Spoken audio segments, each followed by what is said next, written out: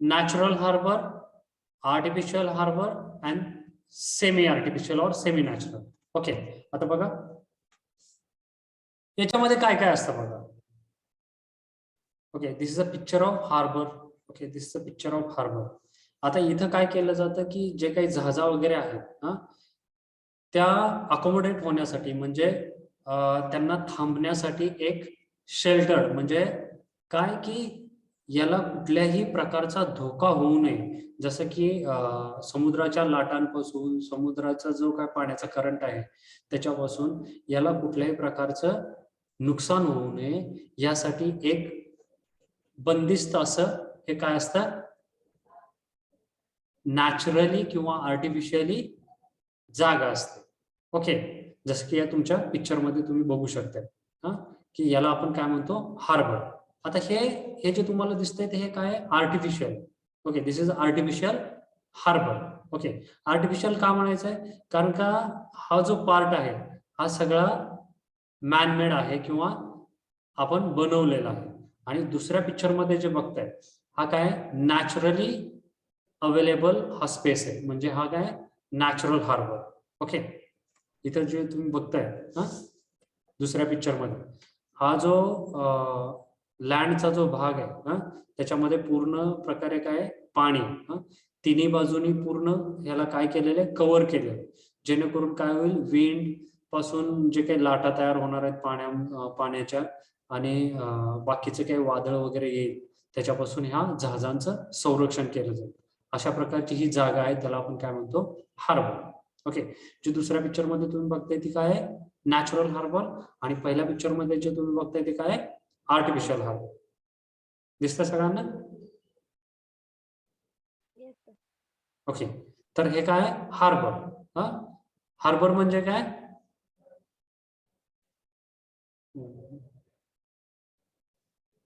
sheltered part of an area of water, usually well protected against waves and strong currents.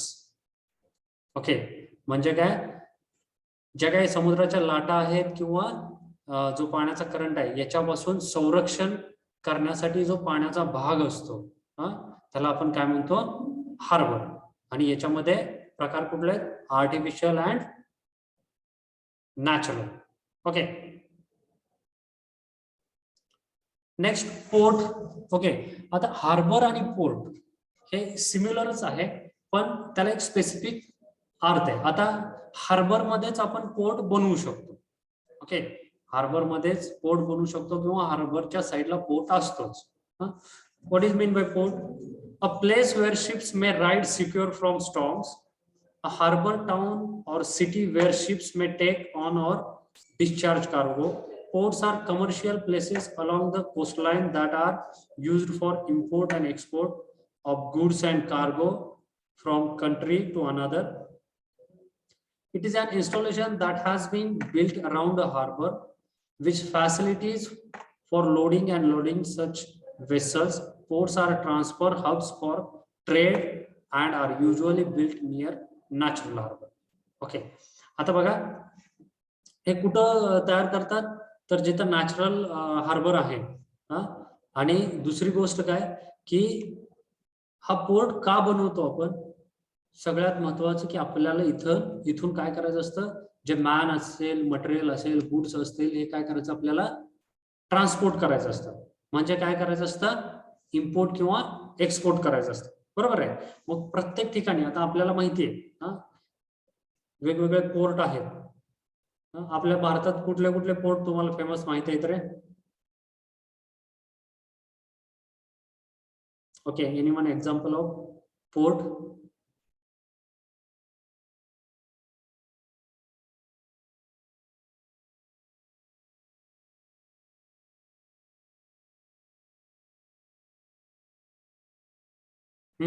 कोण सांगते port?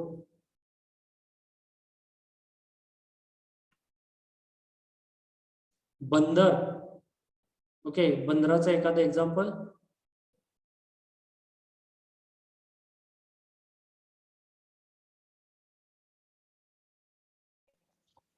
Calicut बंदर. Yes, Calicut बंदर. Okay, very good. एकच? Okay, very good. तर जे बंदरं आहेत त्यालाच आपण काय म्हणतो, पोर्ट म्हणतो. आणि ते कशासाठी असतात, जे की जहाज येतील त्याच्यामधला माल लोडिंग करण्यासाठी, अनलोडिंग करण्यासाठी, किंवा त्या जहाजावरती माल आपण लोडिंग करण्यासाठी, किंवा जे आलेला माल आहे तो अनलोडिंग करण्यासाठी आपण या प्रकारचं पोर्ट तयार करतो. बरोबर आहे. आणि इथं जास्तीत जास्त काय केलं जातं, इम्पोर्ट एक्सपोर्टचा बिझनेस केला जातो. बरोबर आहे. म्हणजे इथून माल काय केला जातो की एक्सपोर्ट केला जातो किंवा इम्पोर्ट केला जातो. बरोबर आहे. यालाच आपण काय म्हणतो, पोर्ट. ओके, जसं की आता या पिक्चर मध्ये तुम्ही बघू शकता, हा इथं काय हे सगळं काय पोर्ट आहे. ओके, इथून माल काय केला जातो, जे काही तुमचे कार्गो आहेत, हा हे जे तुमचे ह्या शिप मध्ये जे दिसत आहेत ते काय तुमचे मोठमोठे कंटेनर. हा तर हे काय केले जातात, याच्यामध्ये सगळे लोड केले जातात आणि इथंच अनलोड केले जातात. बरोबर आहे. आणि हे खूप मोठ्या मोठ्या आकाराचे, खूप मोठ्या आकाराचे आपण काय करतो, हे पोर्ट कन्स्ट्रक्ट करतो. बरोबर आहे. इथं खूप मोठ्या प्रमाणावर इम्पोर्ट किंवा एक्सपोर्ट किंवा लोडिंग किंवा अनलोडिंग होत असतं. बरोबर आहे. तर याला काय म्हणतो आपण, पोर्ट. ओके, नेक्स्ट आहे dock. Okay, the term dock, it is an artificially enclosed basin into which vessels are brought for inspection and repair. A dock is a place, usually man-made area of enclosed water where ships are loaded, unloaded or repaired. Originally, it denotes an area of water that can accommodate a ship and can be closed off by locks to allow regulation of the water level. It also means a space between two wharves or piers for the mooring of ships. Okay, आता बघा dock म्हणजे काय, की हा artificial एन्क्लोज basin आहे. Okay, artificial एन्क्लोज basin आहे, ज्याच्यामध्ये आपण काय करतो, जे काही आपली वेसल असेल, जहाज असेल, शिप असेल, त्याच्यामध्ये घेऊन येतो. बरोबर आहे. त्याच्यामध्ये मूर करतो. मूरिंग म्हणजे काय, की तिथं अँकरिंग करतो किंवा बांधून ठेवतो, त्याला आपण काय म्हणतो, मुरिंग. बांधून ठेवतो. ओके, तर तिथं आपण जे जहाज आहे ते आणून ठेवलं. हे कशासाठी करतो, तर तिथं एकतर काय केलं जातं, पहिली गोष्ट की जे काही मेंटेनन्सची गरज आहे त्या जहाजाला किंवा त्या शिपला, ती तिथं बघितलं जातं. जे काही रिपेअर्स आहे, मेंटेनन्स आहे, तो तिथं केला जातो. कुठं, डॉक मध्ये. ओके, आणि त्याच्याबरोबरच लोडिंग किंवा अनलोडिंग सुद्धा याच्यामध्ये केलं जातं. सगळ्यात महत्वाचं काय, की जहाजाचा जो काही मेंटेनन्स आहे तो इथं डॉक मध्ये केला जातो. आता बघा याचे दोन टाईप आहेत. फर्स्ट आहे ड्राय डॉक. बघा या प्रकारचे डॉक असतात जिथे या प्रकारचे शिप काय केले जातात, आणले जातात आणि याचं इन्स्पेक्शन केलं जातं. बरोबर आहे, की याच्यामध्ये कुठल्या प्रकारचे खराबी झाली का, काय त्याला मेंटेनन्सची गरज आहे का, जर मेंटेनन्स असेल तर लगेच तो रिपेअर केला जातो आणि परत हे जहाज आपल्या आपल्या कामासाठी घेऊन जातो. बरोबर आहे. तर याला काय म्हणतात, डॉक. ओके, आणि हा कुठल्या प्रकारचा डॉक आहे, ड्राय डॉक. ड्राय डॉक का म्हणतात, तर इथं पाणी नसतं. ओके, एकदा का इथं जहाज लावलं की याच्यातलं पाणी पूर्ण रिमूव्ह केलं जातं. याला काय म्हणतो आपण, ड्राय डॉक. ओके, आणि दुसरा आहे तो वेट डॉक. जसं की या इथं तुम्ही बघू शकता, हा काय आहे, वेट डॉक. म्हणजे याच्यामध्ये पूर्ण पाणी आहे. बरोबर आहे. आणि हे पूर्ण जे जहाज तुम्ही बघताय पिक्चर मध्ये, हे अशा प्रकारे आणलं जातं आणि इथं काय केलं जातं, याचं मेंटेनन्स असेल तर मेंटेनन्स केला जातो, रिपेअर केलं जातं आणि याच्यामध्ये माल लोडिंग किंवा अनलोडिंग केला जातो. ओके, हे झालं तुमचं डॉक. ओके, पहिली गोष्ट हार्बर. ओके, हार्बर मध्ये टाईप कुठले कुठले आहेत बघा, natural harbour, semi natural harbour and artificial harbour.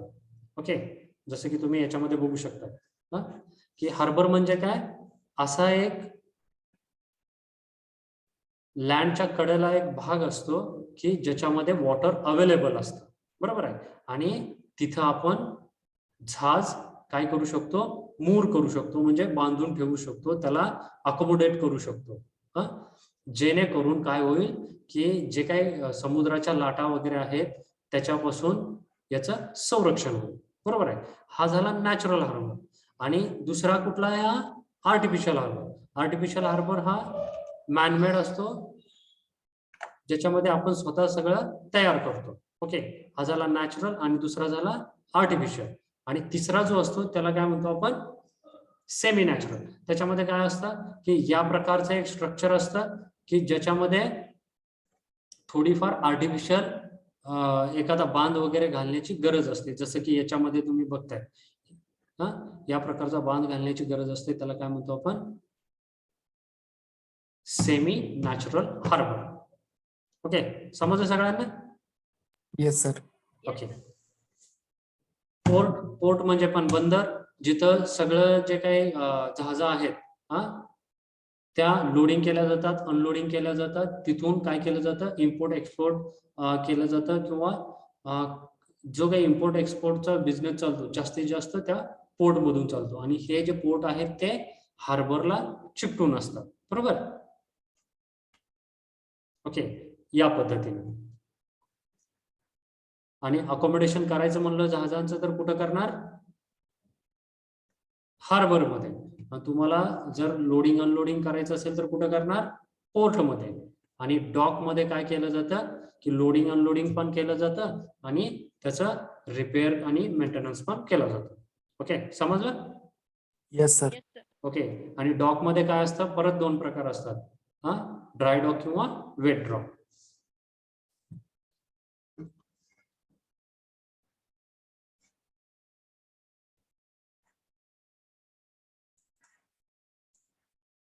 Okay, next advantages of waterways and disadvantages of waterways, जे की आपण बघितलेले तरी पण आणखी एकदा बघू. No need of constructing tracks, this is advantage. Okay, it is slow, waterway is very slow as compared to other ways.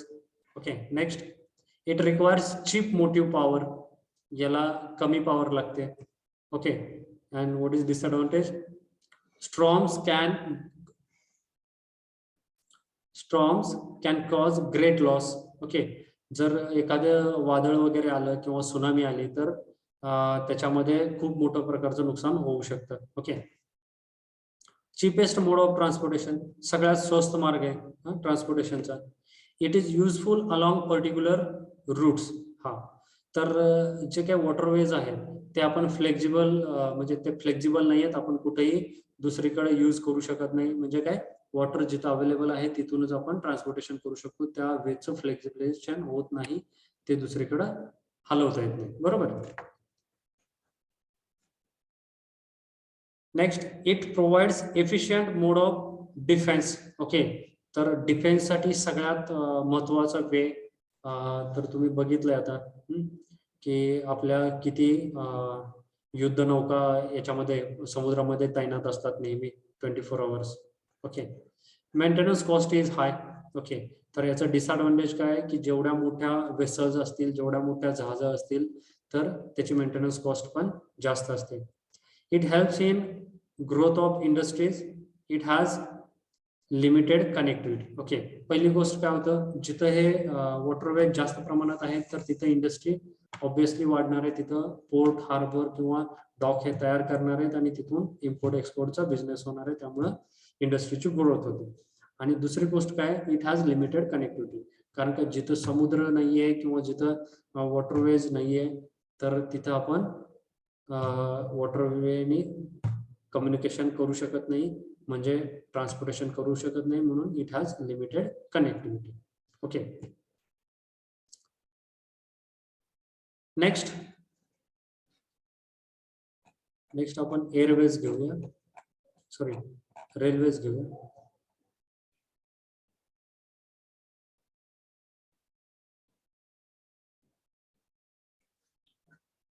Okay, next, that is railways.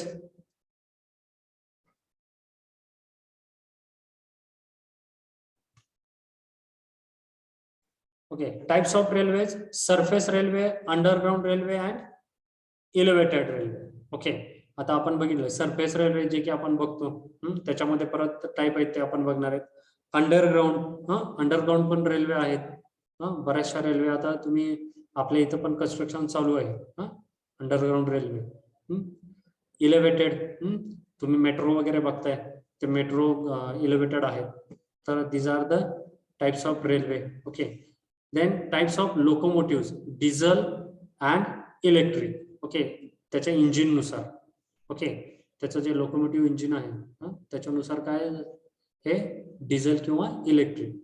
आता सध्या जास्तीत जास्त सगळ्या रेल्वे हा इलेक्ट्रिक व्हायला लागलेला. ओके, आणि नेहमी सगळ्यात जास्त विचारला जाणारा प्रश्न म्हणजे टाइप्स ऑफ गेज. ओके, तर रेल्वेमध्ये कुठल्या कुठल्या टाईपच्या किंवा कुठल्या गेजच्या रेल्वे असतात. तर सगळ्यात महत्वाचं first broad gauge, metre gauge and narrow gauge. सगळ्यात जास्त विचारला जाणारा प्रश्न types of railway. In that broad gauge, meter gauge and narrow gauge according to gauge of that railway. Okay, broad gauge ची लेंथ असते, सॉरी विड्थ असते. Actually ही broad gauge म्हणजे काय माहितीये, हे जे तुम्ही पिक्चर बघताय या दोन रेल मधलं जे अंतर आहे त्याला आपण काय म्हणतो, गेज डिस्टन्स. समजताय? या दोन रेल मधलं जे अंतर आहे त्याला आपण काय म्हणतो, गेज डिस्टन्स. समजते? दोन रेल. ओके, हा, तर त्याला काय म्हणतो आपण, gauge distance. And according to that gauge distance these are the types, broad gauge, metre gauge and narrow gauge. आता ब्रॉड गेजचं डिस्टन्स किती आहे बघा, 1.676 मीटर. मीटर गेज म्हणल्यानंतर 1 metre and narrow gauge 0.762 metre. Okay, so this is according to gauge. Okay, आता typical रेल्वेचं cross section बघा कसं कसं असतं. जे वरती दिसतंय तुम्हाला ती काय ट्रेन आहे. ओके, त्याच्या खाली जे आहे ते rail. Okay, next sleeper. Sleeper म्हणजे माहितीये, स्लीपर म्हणजे काय, एक मिनिट, जे इथं तुम्हाला दिसतंय हे आडवे टाकलेले हे कॉन्क्रीटचे जे ब्लॉक दिसत आहेत तुम्हाला त्याला आपण काय म्हणतो, जे आडवे आहेत त्याला काय म्हणतो आपण, स्लीपर. दिसतंय सगळ्यांना? Yes sir. ओके, त्याला काय म्हणतो, sleeper. Okay, then next ballast. Ballast म्हणजे काय की जे तुम्ही आता ट्रॅक बघितले असतील तर त्याच्यासाठी एक असा पूर्ण काय केलेला असतो की उंचावरचा असा भाग तयार केलेला असतो लेवल काढण्यासाठी आणि त्याच्यामध्ये मोठमोठे दगड टाकलेले असतात. ओके, म्हणजे दगडाचे तुकडे असतात. ओके, त्याला आपण काय म्हणतो, बलास्ट. रेल्वे ट्रॅक वरती गेल्यानंतर तुम्ही बघितलं असेल. तर नंतर असतो सब बलास्ट आणि blanket. Okay, so this is cross section of railway track. Okay, इथं तुम्ही बघू शकता this is a gauge distance ज्याच्यावरून रेल्वेचे टाईप पडतात, broad gauge, metre gauge and narrow gauge. This is a rail, this is sleepers, this is ballast जे की दगडाचे तुकडे असतात, ब्रोकन स्टोन. ओके, त्याच्या खाली जे असतं ते sub grade and this is ground. Okay, this is a cross section of railway. समजला? Yes sir. ओके, बलास्ट सगळ्यांनी बघितले? Yes sir. ओके, दगडाचे तुकडे असतात, broken stone. Okay, types of gauge in India. Broad gauge 1.67 metre and 70% covered. आता जवळजवळ सगळेच आपले मार्क काय होत आहेत, ब्रॉड गेज होत आहेत. नेक्स्ट मीटर गेज जे की 1 मीटर असतात ते आपल्या इथे किती 23% आहेत, ते की आता कमी व्हायला लागलेले आहेत आणि ब्रॉड गेज वाढायला लागलेलं आहे. Narrow gauge hilly areas.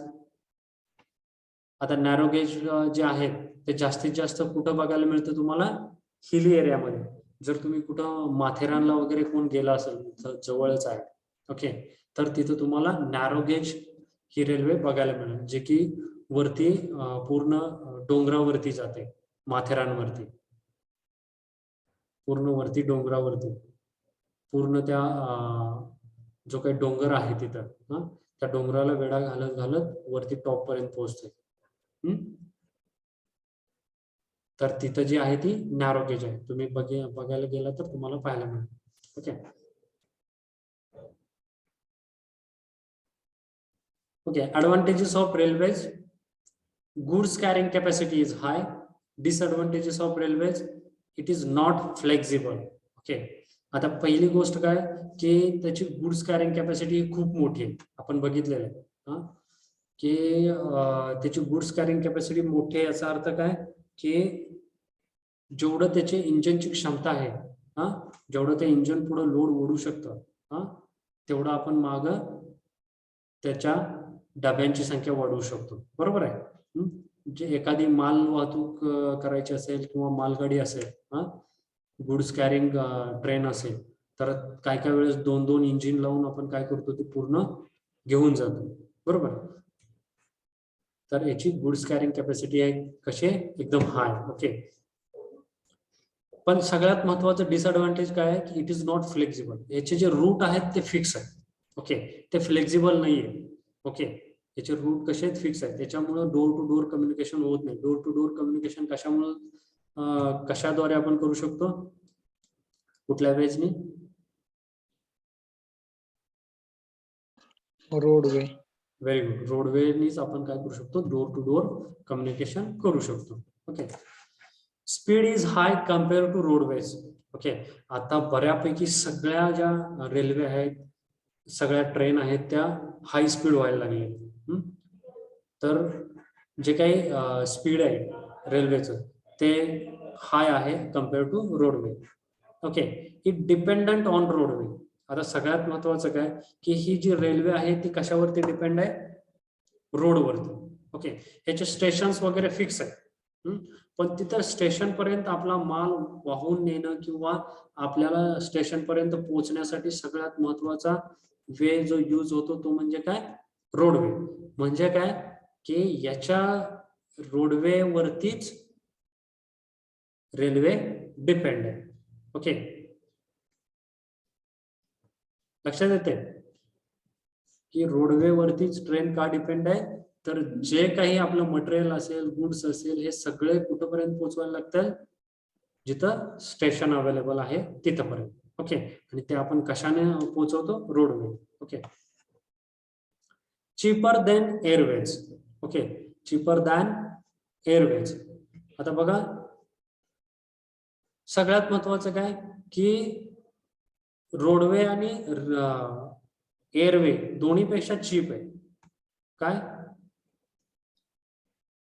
Railway ही रोडवे किंवा एअरवे दोन्हीपेक्षा चीप आहे स्वस्त आहे.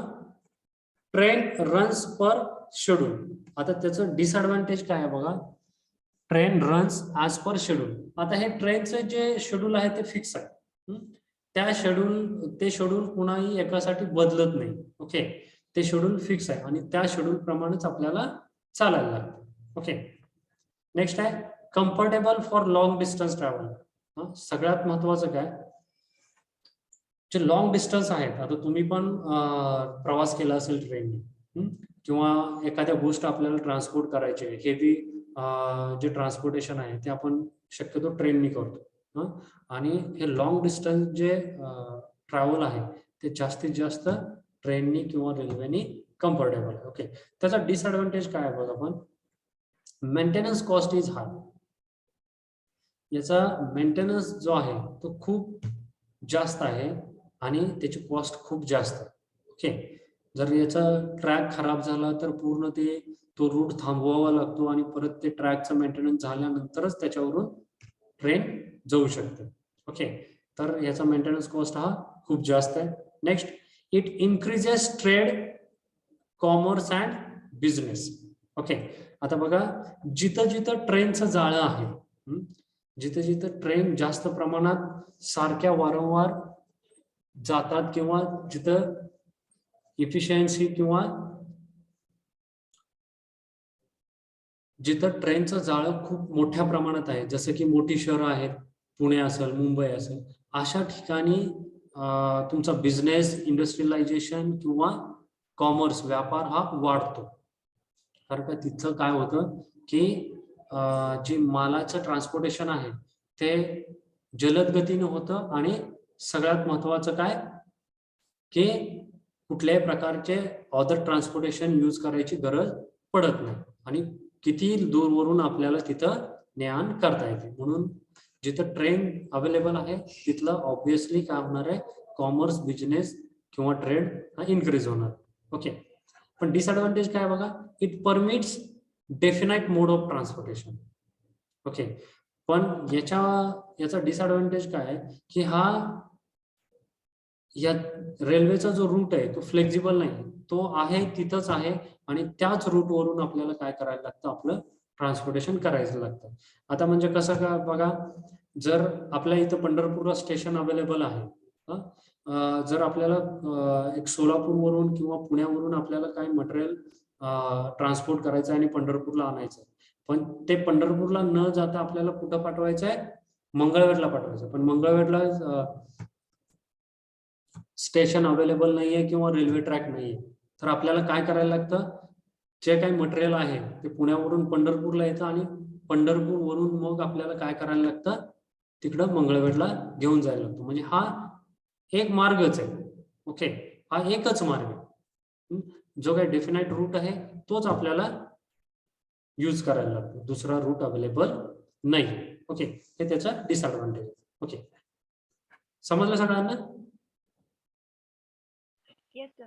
Okay, next airways.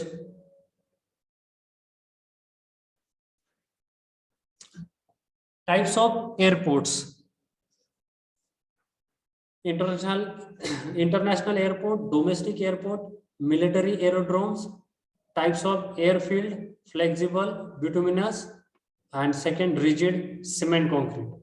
ओके, जे की रनवे आपण बनवतो ते कुठल्या प्रकारचे आहेत बघा, बिटुमिनस किंवा सिमेंट कॉन्क्रीट. ओके, आणि टाइप्स ऑफ एअरपोर्ट कुठले कुठले आहेत, इंटरनॅशनल,